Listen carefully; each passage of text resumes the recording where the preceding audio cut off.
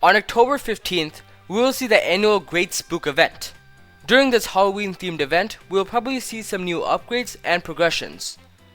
However, we will also see spooky festivals happen every single day.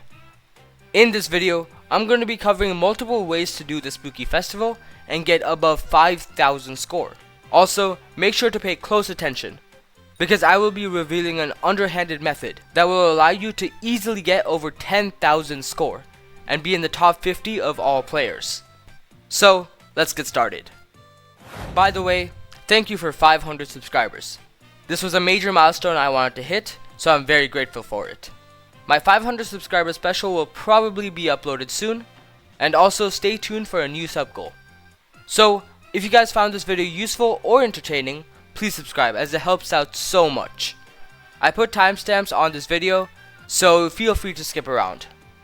However, if you're a new player or don't have much experience doing the spooky event, I highly recommend watching the whole video through, as everything is important.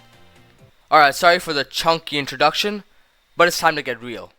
The Spooky Festival is an event that happens every 5 days between the in-game period of Autumn 29 and 31st. It is a 1-hour event where mobs have the chance to drop green and purple candy. We will come back to this in a bit.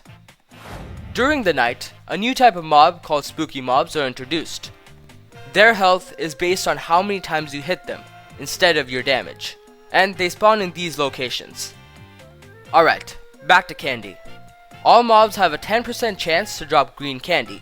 However, you can increase the chance with proper gear. Green candy has the chance to be converted into purple candy. And this is the formula for the conversion. The base chance to be converted is 10%, which can be increased with the proper gear. Basically, the higher level mob you kill, the higher chance for purple candy. The green and purple candies not only go for a lot of money, but also count for candy score. This is a scoring system where, depending on what score you get, you will receive some rewards. Green candies are worth 1 point each, where purple candies are worth 5 points. Since purple candies are both more expensive and worth more points, you want as many of these as possible. Also, during the Spooky Festival, you may see some trick-or-treat chests spawn. These will either spawn a spooky mob or give you rewards. There are also mega bats and bat pinatas that will give you candy if you hit them. It's worth mentioning that the loot from the trick-or-treat chests or bats do not count towards candy score. Now that we are done covering the basics, let's consider the gear and strategies you will need. This video will cover the strategies of every stage of the game: early game, mid game, and end game. Starting with early game. The early game budget will be around 8 million coins. However, you could probably increase or decrease from that amount. For your gear, you're gonna want spooky armor with the candied reforge for extra candy chance.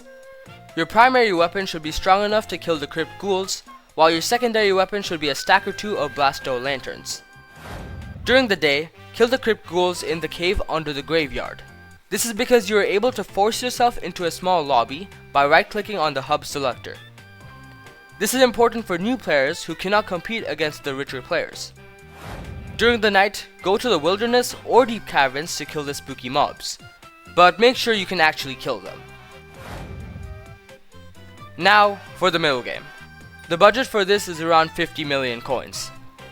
Firstly, we're gonna upgrade our spooky set to the Bat Person armor set. This armor offers more defense and candy chance. You should also upgrade your candy talisman to the candy artifact. For your primary weapon, get a Juju shortbow.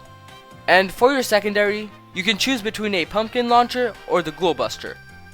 I recommend going with the ghoul buster if you want to save costs. You should also get a bat pet for extra damage to spooky mobs and candy chance. Fill your arrow quiver up with either bouncy or explosive arrows. I recommend explosive arrows, but make sure you don't blow yourself up. You now have the option to kill spiders in the arachne's burrow during the day. This allows more kills per minute due to how many spiders spawn.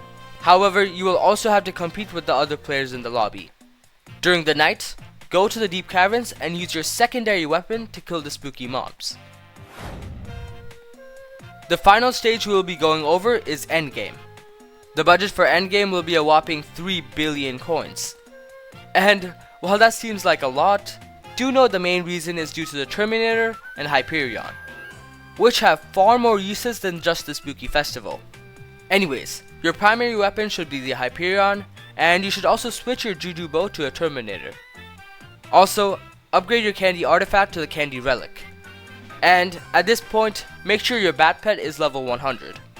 These are actually the only changes you will make to your setup. You're still gonna farm spiders, however your kill speed should be a lot faster. These were the main things you needed to have. However, let's look at some other upgrades. To increase the rate you're killing the spooky mobs, use a Crusher Tiger plushie on your bat pet to increase attack speed. You should also set your power and stat tuning to maximize attack speed. Preferably, you will have 100 attack speed. Also, since I haven't mentioned it enough, make sure you have some healing items with you, just in case. During the event, you're going to be getting a lot of items. You are going to need a trick-or-treat bag or spooky stack for the candy. You should also have a combat sack for the random items, and perhaps a rune sack for the runes.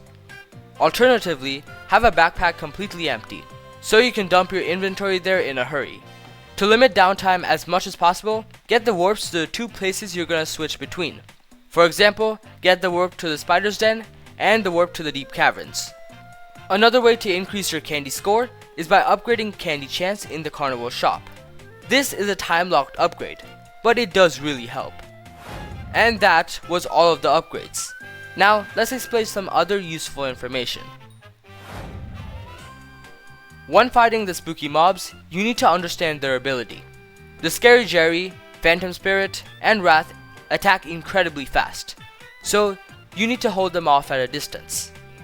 The Wither Guard meanwhile throws explosives, so you can easily take them in close range. If you are early game, I recommend targeting these. If you're farming in the deep caverns, use the lava to kill the small frickin' monkeys. Bruh. Why are they so annoying? Another important decision you may need to make is whether or not to open the trick-or-treat bags. I recommend ignoring them entirely unless it's foxy. You will probably make the money back by killing more mobs and getting more candy to sell. Not to mention, you will get a higher score. And finally, I will be revealing the strategy I used that has allowed me to pass 10,000 score, double the amount of money that I usually made, and get into the top 50 of all players. The secret strategy is just ignore the spooky mobs. Yeah, no, seriously. What most guides will tell you, including my last one, is that you should go fight the spooky mobs during the night. But actually, this isn't the most effective way. Switching from lobby to lobby has its own downtime. Not to mention the spooky mobs can be a pain to kill, even for endgame players. The best part about this strategy is the lower competition. Since most players leave the spider's den during the night, the competition is lowered, meaning you get more kills. In order to take full advantage of this strategy, replace your higher attack speed with intelligence. This means you can use Hyperion more often. Switch from Hyperion to Terminator to back to Hyperion when necessary. By implementing this strategy, I was able to go from hitting 5,000 score to 12,000 just a few festivals later. Alright, so before we conclude the video, I recently did a spooky festival, and this is how it went. I got 12,725 candy score, and in position 20, I've actually gotten position 19 before, but with a lower score. So yeah, as you can see, it really does work. I didn't get the footage of the actual spooky festival due to some storage issues. However, I'll put up some screenshots that I took.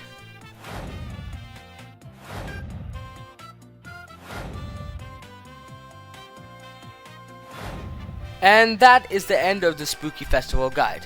I really tried my best to add everything I knew about spooky festivals. If you guys enjoyed this video or found it useful, please subscribe. No, actually, this video took forever. Along with that, my combat video will probably be out sometime during November, so stay tuned for that. I will also be making a lot of videos on the Great Spook, so stay tuned for the— wait, didn't I already say that? But anyways, thank you guys for watching this video, and I will see you in the next one.